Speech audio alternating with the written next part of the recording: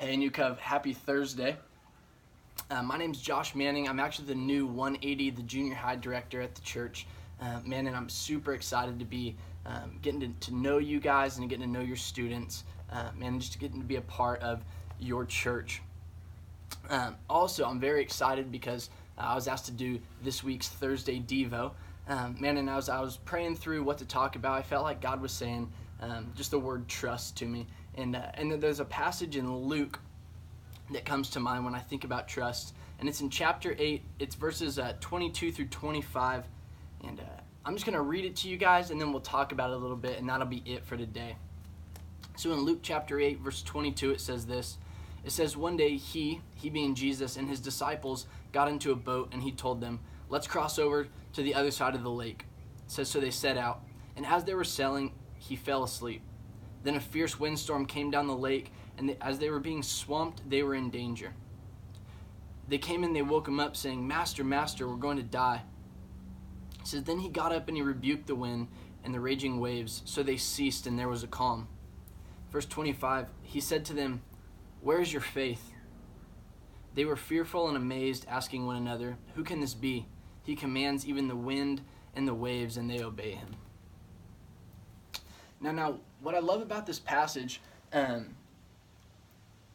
is not the fact that Jesus stands up and he rebukes the wind and the waves, guys. Like, that is super cool and right, and we serve a mighty and a powerful God. But when we're talking about trust, one of the things that stands out is in verse 22, in the first verse of that passage, Jesus says, let's cross over to the other side of the lake.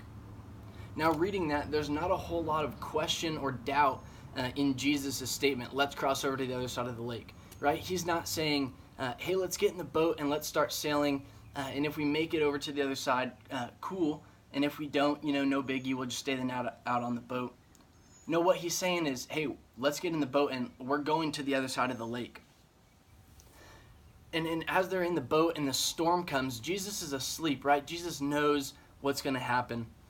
Jesus is sleeping and the storm happens and things are getting hectic and crazy, and the disciples run up and they're freaking out thinking that they're going to die.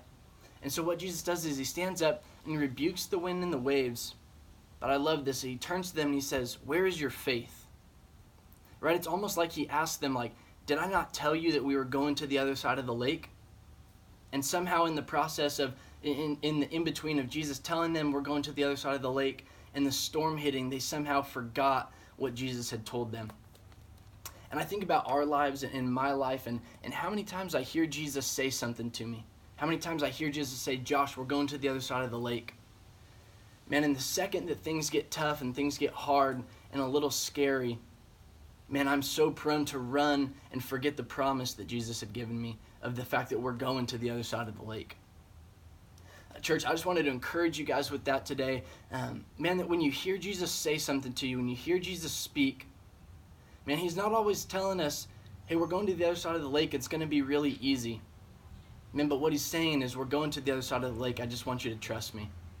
Guys, and when we choose to trust Jesus, man, when those storms come, when the seas get rough and things are tough and scary, we don't have to run and we don't have to question God. We just know that he's promised to take us to the other side. So church, let's go from here today, remembering that and being confident in when we hear Jesus speak, man, that he's got us and that we're going to make it to the other side. Have a blessed week.